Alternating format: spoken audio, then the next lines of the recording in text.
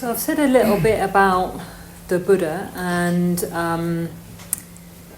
what is celebrated on Sangha Day, that the Buddha saw as part of his enlightenment experience, as part of his awakening to the nature of reality. He saw that all beings are not separate, and that he himself wasn't separate from all of life, and that part of the enlightenment experience itself is to communicate. You don't get enlightened as a sort of personal experience. Part of the enlightenment experience itself is this desire to communicate, because you see deeply and profoundly that you're not separated from all living beings. And you see what a tremendous difference you can make. So there's another story along these lines, which is about someone called Hataka. Hataka means handed from a demon, and apparently he was handed to the Buddha from a demon, but that is another story. So Hataka came from Alavi in northern India, in the banks of the Ganges, and he was a son of a king, a sort of local ruler in that particular kingdom. And the story starts when Hataka was going for a run. He apparently went for an early morning run / ramble. I don't quite see how you can do both, but he was having a little bit of morning exercise. In fact, he got up so early that he was even earlier than the Buddha getting up. So remember, the Buddha, we tend to think of the Buddha in these rather sort of fine robes and very calm and clean and shaven-headed. And actually, it's good to remember that the Buddha was a wanderer. The Buddha was a wanderer who didn't mind sleeping roughly. He'd be more like I should imagine at the time when the Buddha was alive, he was probably more of a sort of slightly shamanic sort of figure, wearing rag robes and wandering the roads of northern India. So Hataka comes across the Buddha, and the Buddha is getting up, and where he's sleeping on a bed of leaves on a cattle track, a really rough cattle track in the forest.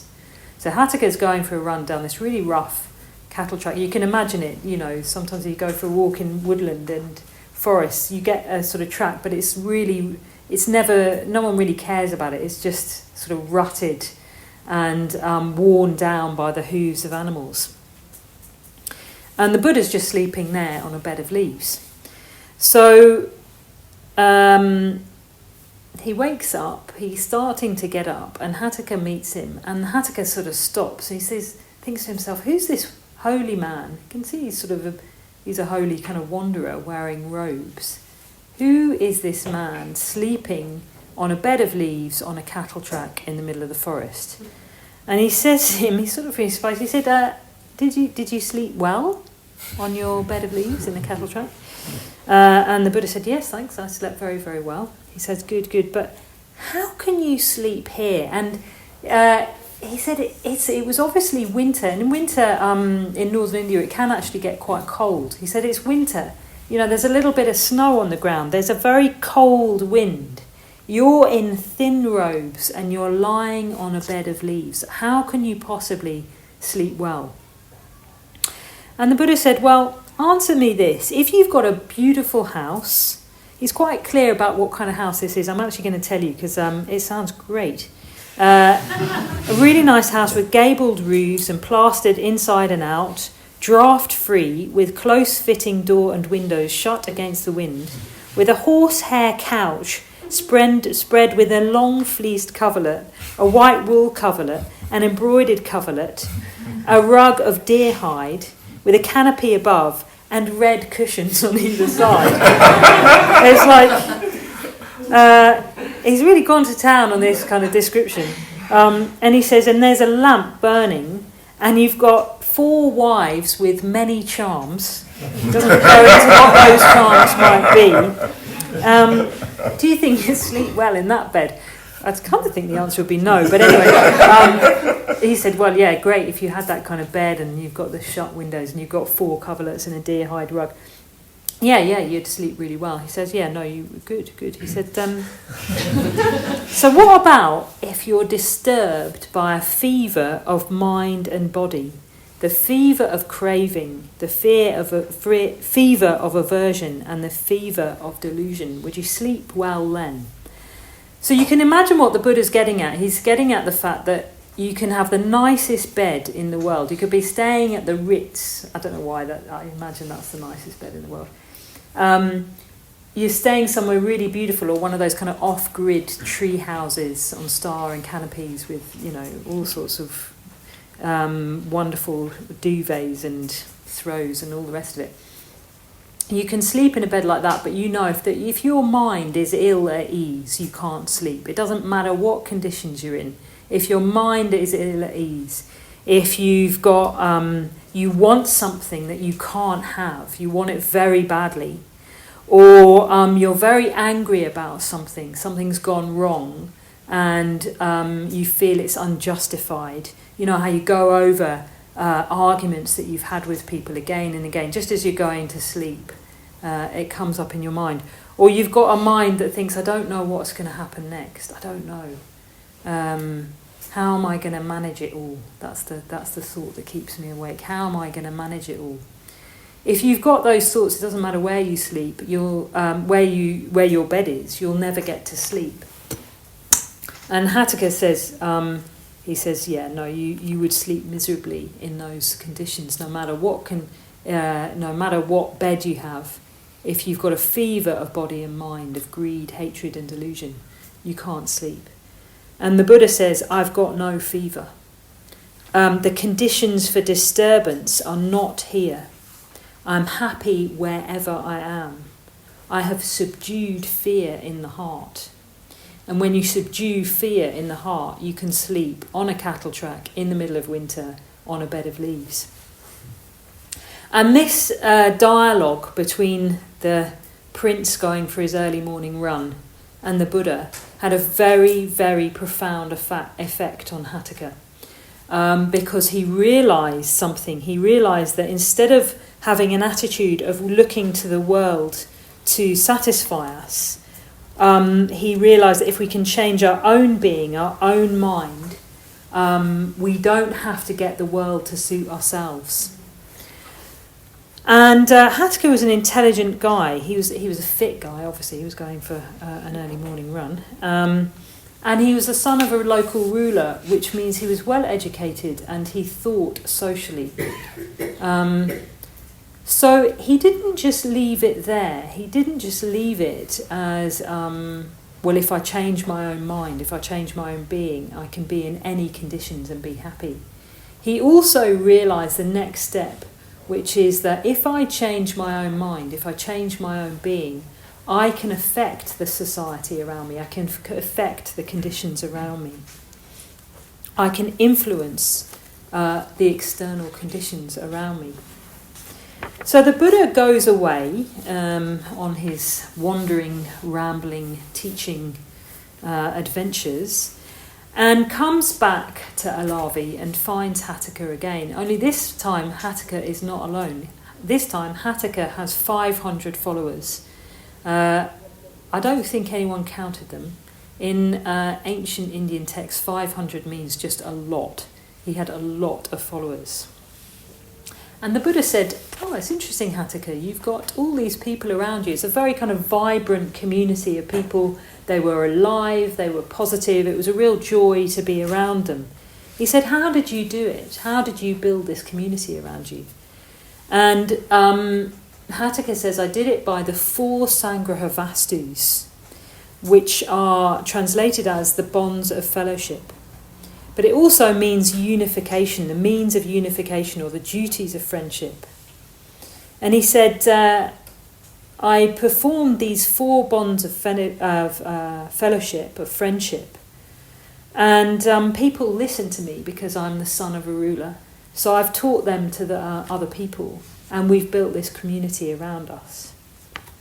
He said he has influence on people, and he wanted to use it for the good, which I think was a very astute point. He's very sensitive to others. He realised he had a high social position and he wanted to use it to benefit others. So that's what we're going to just look at this afternoon, is the Sangha Vastus. So Sangha means blending, encouraging and supporting.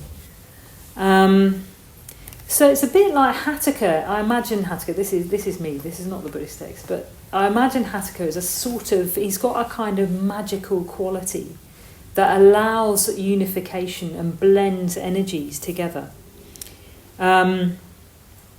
He's created something that's more the sum of its parts. And this is what the Sangha is. It's a sort of, in a way, a kind of magical practice where you're creating something more than the sum of its parts. I do feel like, in a way, it's weaving a sort of spell, a magical spell that's a wonderful spell. My friends and I've been in this Buddhist community for 30 years, and that's what I feel I've been doing for those 30 years, is bringing something into being that's greater than the sum of its parts. Sort of bringing into being a very magical and iridescent sort of quality amongst people. And that's basically what my whole life is about. It's a wonderful life. I don't earn very much money, I've got to tell you, but I sort of find myself surrounded by positivity and joyful communication. And it really is the best life that I could have ever imagined, more than the best life I could have imagined for myself. I also happen to live in a mansion in the countryside. It's not mine, but I enjoy it. So that's what Hataka's doing, these 4 Sangha Vastus, which bring into being a Sangha or a community of people. So I'm going to go through them one by one. They're not a complicated list. The first is dana, or generosity. The second is kindly speech. The third is beneficial activity. And the fourth is exemplification. So generosity, kindly speech, beneficial activity and exemplification. So the first is dana, generosity. So this is the kind of basic way in which human beings make the journey from ourselves to other people. It's the basic movement out of ourselves towards others, and it forms a connection. It forms a connection because not only are you thinking of that person in your mind and thinking what they might like, hopefully if you're buying them a gift, you're thinking of them, what they enjoy, what they like, what might make them happy. And you're actually giving them it so that they know that you've been thinking about them in that way. So you've got an imaginative identification with other living beings, which is also the root of metta or loving kindness. An imaginative identification with other beings. You think, oh, I can imagine that they would like this. That would make them happy. You can imagine their smile as you give it to them. And a connection is made. There was once Vajratara, who's at the London Buddhist Centre. He was fundraising for Vajratara, which some of you go on your retreats at Vajratara, so I know some of you know it well. So when they were building Vajratara, Vajratara was fundraising, and he went to India for a retreat. Might have even... no. Anyway, he went to India for a retreat, and a third of our order is in India. And a lot of the people in India in our order are, they're quite poor. A lot of them aren't, but a lot of them are. And there was a very kind old man, and he didn't have a lot of money. But he asked Vajratara about what he was doing, and Vajratara said, well, fundraising for this retreat centre. And this old man said, well, I'd like to give you something. And Vajratara said to him, well, no, don't worry about it. You're never going to go there. You're never going to be able to go to India and from India to the UK and go to Vajratara retreat centre. So don't worry about it. He could see that this man didn't have a lot of money. And he said, no, it's important that I give you some money for that retreat centre, because when I give you some money for that retreat centre, I am part of it, even though I'll never visit it. He's an elderly man without a lot of money. It's unlikely that he was ever going to visit he said, I want to be part of it. And Jana Vajratara said, no, I really wanted to honour that. So it wasn't a huge donation, but that donation was incredibly special because it was someone in India being part of a UK retreat centre. So we're part of each other. When we make a gift, we're kind of part of each other, or we're part of whatever we give to. And it builds webs of kind of connection between us. We used to have these shops called evolution shops, which I used to work in Sheffield. And I remember the difference between working in Christmas and working in the sale. So you worked much, much harder in Christmas. You didn't get any time off over Christmas. I loved it because I love making money, even though I give it away. It was, I used to really, I'd be the one counting up the cash at the end of the day and thinking, yes, that's apparently. At that time, well, we made about $2,000 a week from every worker in the evolution shop, and it went into this beautiful Buddhist centre in Sheffield. So I used to love that. I used to love the working hard, and then people would come in and then they'd say, oh, I'm looking for a gift for so-and-so. And then you'd say, well, tell me a little bit about so-and-so. And then they'd tell you about their auntie and what she was like. And then you'd say, oh, I know just the thing. And then you'd get it for them, and then they'd be really happy. And you'd somehow feel connected to them and their auntie. And then you get the sale, which started on Boxing Day, which was a little bit brutal. And on the sale, people would come in and they were just buying for themselves, and they just bought a load of tat. It was all the stuff you were trying to get rid of.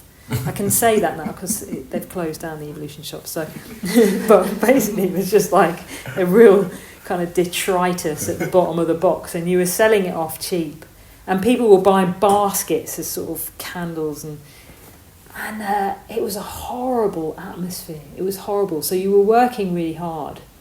Equally as hard for Christmas, but the atmosphere was completely different.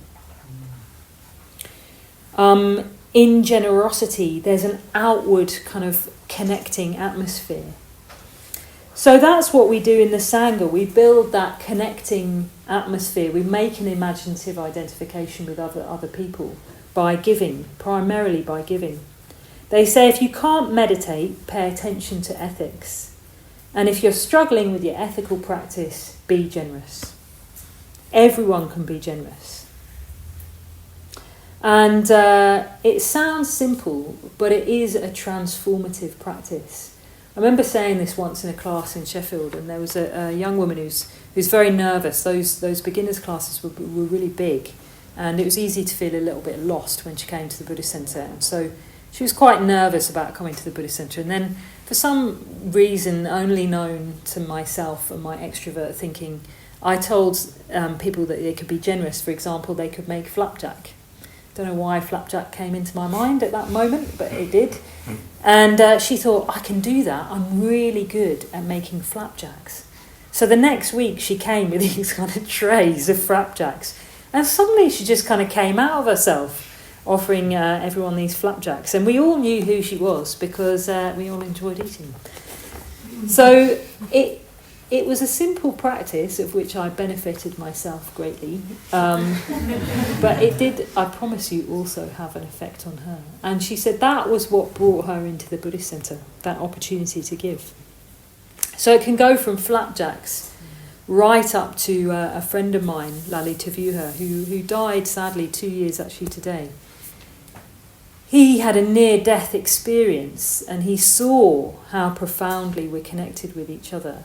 And he saw that the best way that he could serve other beings was making money. That was what he was really good at. He was really good at making money on stocks and shares. And he realised that his main Buddhist practice from then on, seeing into this nature of reality, which is deeply connected and profoundly connected with other living beings, his main practice was going to be to make money and give it away. And a friend of mine and myself, we worked out probably he gave away about £250,000 minimum just to the Buddhist community, and gave rise to projects all over the world where they're still benefiting from them. So you can give material things, you can give time and energy, you can give fearlessness. And think what this means is, these are kind of traditional things you can give: time, energy, and fearlessness. What it means is giving yourself and giving your attention. The world we're living in a very distracted world. You can see that on the tube or on the bus, walking around places. People are completely locked into their phones. And the attention goes into, a lot of it into,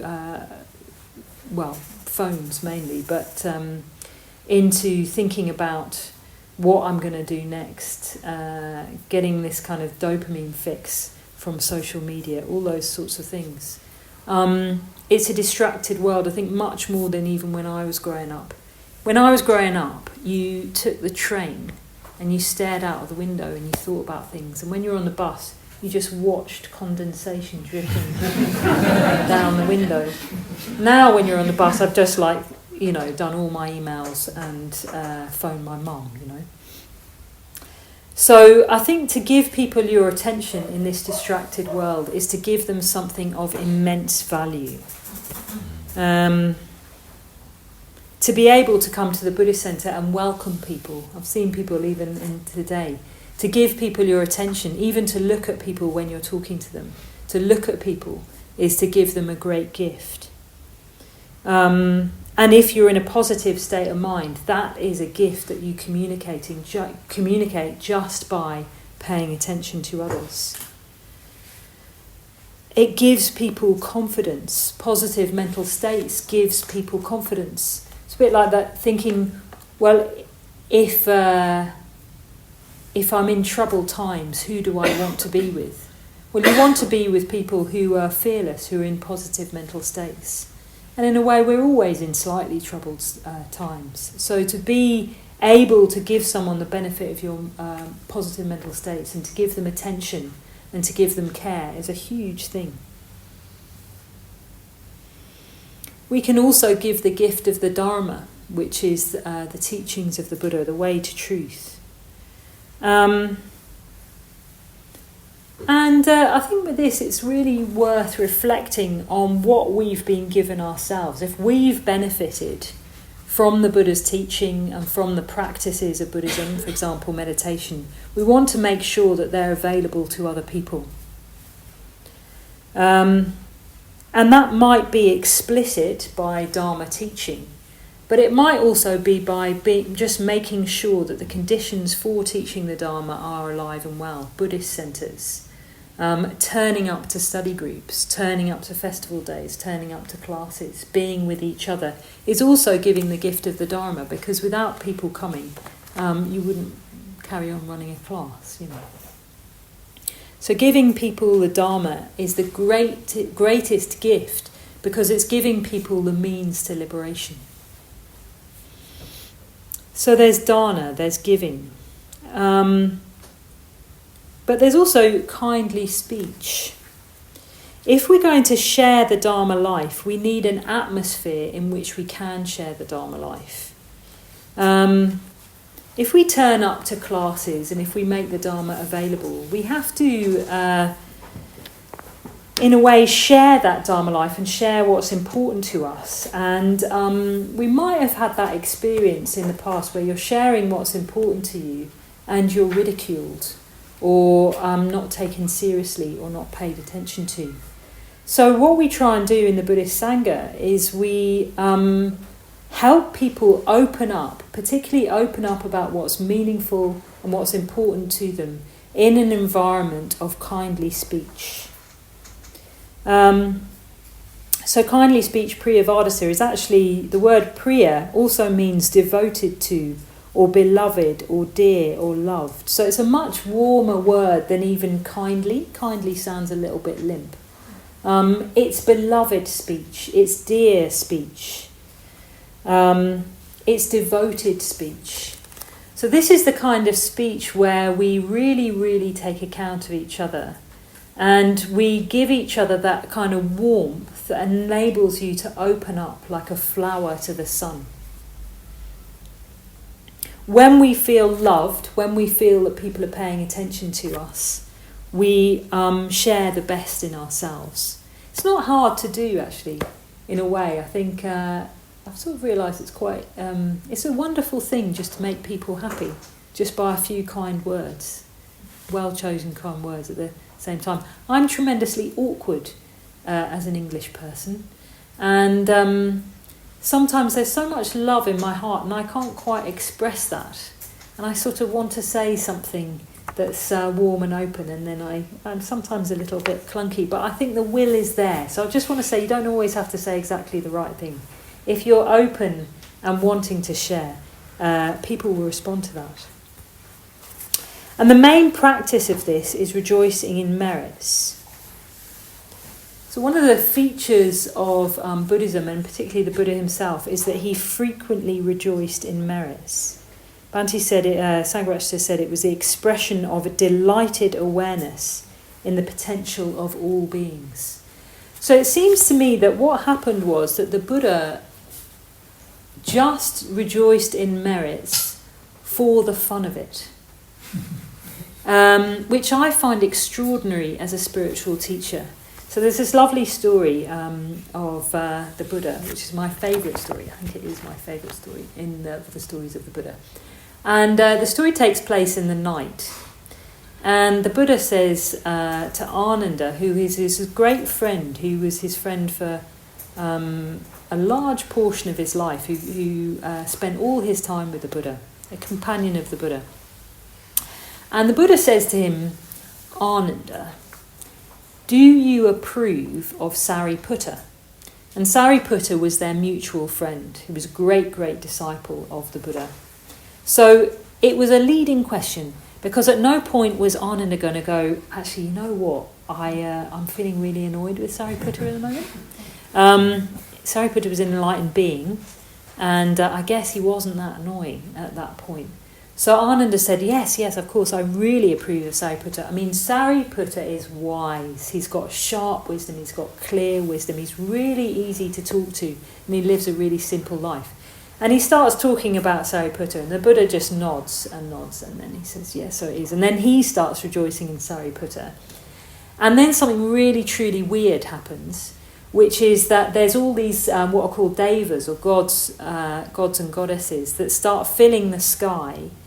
And there's really long descriptions of the colours that they shine. They shine like the sun on an autumn day, or like sapphire on a gold cloth. They start blazing on all these different colours in the night sky. And they start rejoicing in Sariputta. So there's the Buddha and Ananda, these two old men, because they were elderly at that time, rejoicing in Sariputta, all these gods and goddesses blazing with different colours in the sky. And the Buddha goes, yes, Sariputta, he really is like that. And then the devas are singing about Sariputta, everyone's having a great time. And then the Buddha says, yes, it's really like that, Sariputta. He awaits the time. And then they all go to bed. And what's extraordinary about that story is what was going on. Do you know what I mean? There was no point to that story. Like, Ananda already loved Sariputta. He wasn't going to slag him off. There was no problem there that had to be solved. The Buddha clearly just enjoyed rejoicing in merits. It was like his fun thing to do. So he also rejoiced in Hatthaka's merits. So he came back to Alavi again, and he gathered round some of his monks, some of his followers, and he said, I just want to talk about Hatthaka.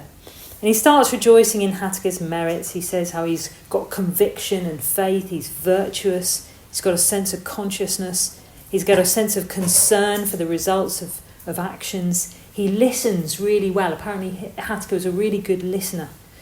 He's generous and he's wise. And all the monks say, Hatthaka's just like that. He's such a great guy. And so they all sit there rejoicing. And then one of the monks goes to see Hatthaka, and he said, you know what we were doing this afternoon? We were all rejoicing about you. And Hatthaka sort of says, goes a bit sort of shy and says, what did you say? And then he said, you listen really well, you're generous and you're wise. And then he sits and he just tells exactly what they've all been saying about Hatthaka to Hatthaka. And Hatthaka said, look, he suddenly gets a bit shy and he says, I hope no one apart from you guys was listening to that. And the monk said, no, it was just monks. He said, good, because I don't want people to get jealous if the Buddha rejoices in me. So this monk goes back to the Buddha and reports back that conversation to the Buddha. He said, I was rejoicing in Hataka, and Hataka was really keen that, not everyone heard that because he doesn't want people to get jealous. And the Buddha said, we've got to add another rejoicing onto Hataka, which is that he's really modest. So you can see that with kindly speech, it's not even just to that person. We're spreading an atmosphere of harmony, creating connections with people, and a loving disposition amongst people, even if you don't know them. To create a loving disposition. Because the thing is, I really like Hataka, and Hataka lived 2,500 years ago. I'm never going to meet Hataka. But you read about the Buddha's rejoicing, and you think, this is someone I'd like to meet. So that's what we do for each other. We rejoice about to people directly, but we also rejoice about them behind their backs and give each other a kind of loving disposition towards each other. It's a wonderful practice, quite good for long car journeys, I sometimes find as well. Sometimes when we're going somewhere with my community, we think of who we're going to meet, and then we say, we're going to meet so-and-so, and they'll be there, so let's rejoice in their merits. And when you get out of the car, you're just like, I love you, man. What have you been doing? So, yes, a wonderful thing to do, even if you don't know the person. We had this wonderful thing. I've just been on I've got to stop talking about these things. But anyway, I was on this meeting of senior order members, and sadly, one of those senior order members is in the final phase of life. So we zoomed him in, and we rejoiced in his merits very fully.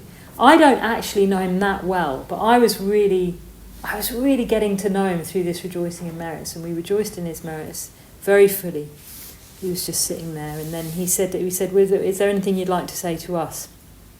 He said, well, when there's a retreat or a meeting of this sort, it's really important to be friendly to people, particularly if it's people's first time here.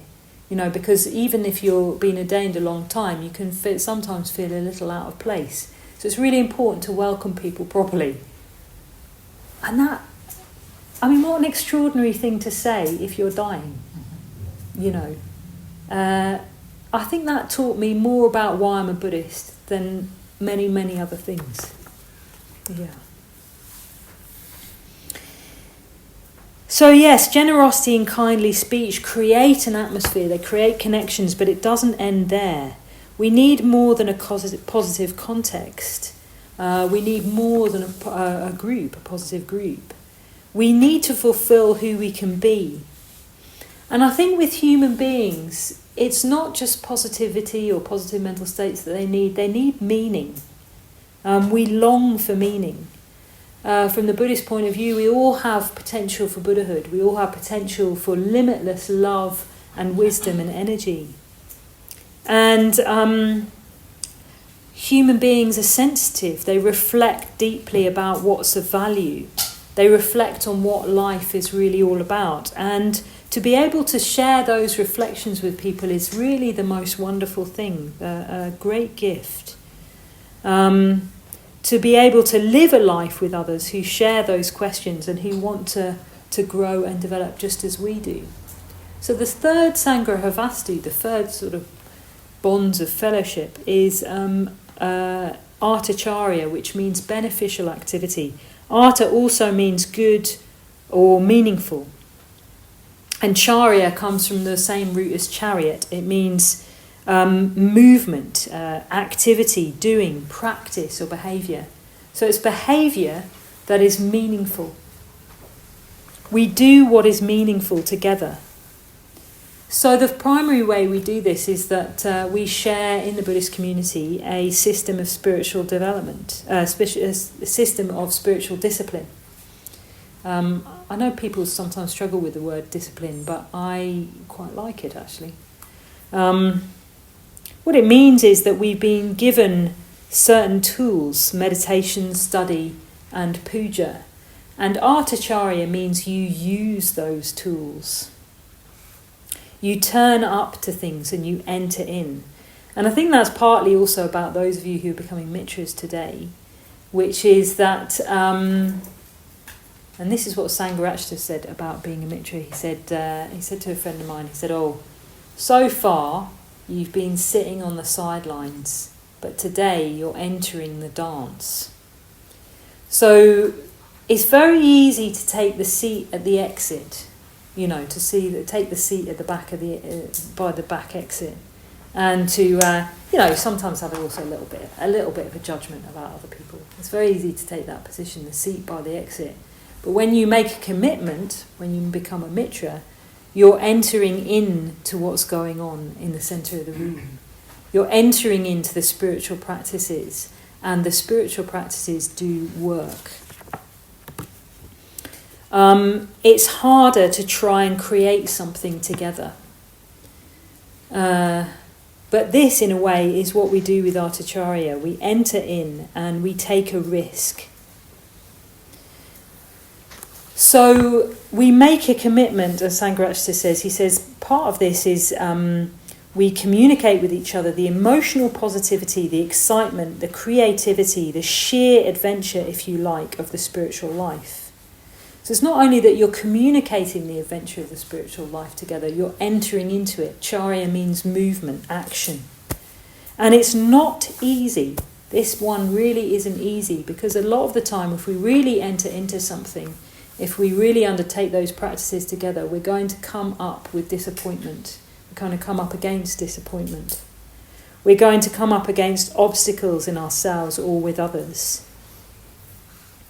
But if we keep going with what is true and good and beautiful, if we keep going with what is meaningful, it will all work out, I promise you. You've just got to be a bit like that chariot that just keeps on going. I've seen many things in my life in the Buddhist community, and it's not always easy. There are difficulties. Sometimes things don't work out as you've planned, but you just keep going. This is what this is asking you to do. Keep turning up. Keep turning up to your own meditation. Keep turning up to your study group. Keep turning up to the Buddhist festivals and pujas and classes, and keep going with that activity. And if you keep going, something extraordinary happens. What happens is that you change. You change from the inside. Your being is transformed. I think it's very easy to have an idea about who we will be if we practice the spiritual life or use those tools that we've been given. But really also my experience in the Sangha is that you've got no idea. I've got no idea. I really thought that after this amount of time I would be much calmer than I am now. And it really doesn't. I give myself these little pep talks about trying to be calm, and they're totally hopeless. But what I have realised is that those practices have changed me. They've changed me in ways I don't even recognise. So you just trust the practices, and they do work. They've worked for 2,500 years, and they're working now. And they change us. We become someone different. And we become someone different not only to ourselves, but in the world. So the last Sangrahavasthu is Samanatata, which kind of means sameness or consistency or evenness. And it means being the same with everyone or treating everyone the same, or even exemplification, so that you're acting in the same way as your ideals with what you profess. It's congruency. I think congruency is a better word. So the congruency with everyone you meet, congruency with your own ideals and your behaviour. It's very, very easy to have great ideals and then to let your behaviour slip with certain groups of people. I remember when I was first ordained, and I hadn't been home for Christmas for quite a few years, but mainly because I was working in evolution or going on retreat. And I decided that now I was big and clever and ordained, and I had a nice name. I was going to do the Beer Baptism of Fire, which is family Christmas. So for the first time in many years, I went to my family Christmas, thinking I was someone special. By about 10 o'clock in the morning, I told my brother to go away in no uncertain terms. And I was crying under the duvet. And as I was lying there crying under the duvet, so I've had an argument with my brother, I just started to laugh. And I started to laugh because I thought, well, this is honestly how you are, you know. And you can think you're someone special, you've got these high ideals, but you've also got to recognise, conditions really, what conditions you're in. And we sorted it out. We had a hug. By 12 o'clock, it was all fine. But yeah, Samanata is about honesty. It's about our aspirations, being honest about our aspirations, living by our aspirations, but also being honest about our failings, honest about who we are. And when I say honest about who we are, I think it's easy to focus on the failings part. But my experience also tells me is that people are generally much more than they think they are.